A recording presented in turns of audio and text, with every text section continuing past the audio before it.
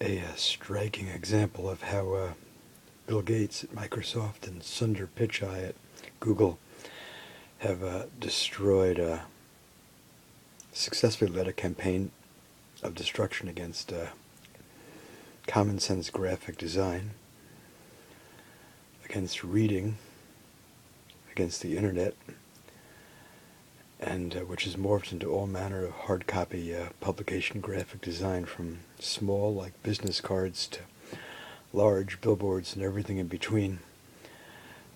Because the light value, extremely light value, low and zero contrast type that Mr. Gates and Mr. Pichai employ in their Microsoft and Google and Google's divisions like Yahoo, Flickr, YouTube, and so on, have morphed into, as I say, all manner of hard copy publication design. Here's a 2-page ad, first 2 pages of Time magazine, published in May this year, 2018. This is, it's so bad, it's like howlingly bad, a Rolex ad.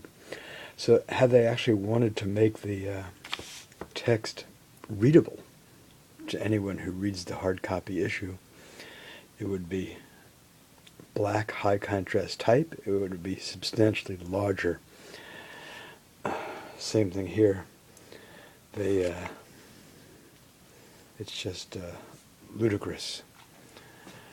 This is what happens when people are doing hard copy publication graphic design from a computer, and they have no idea what it's going to look like, and they have no idea that no one's going to read it. So why design it like that? It doesn't make any sense at all.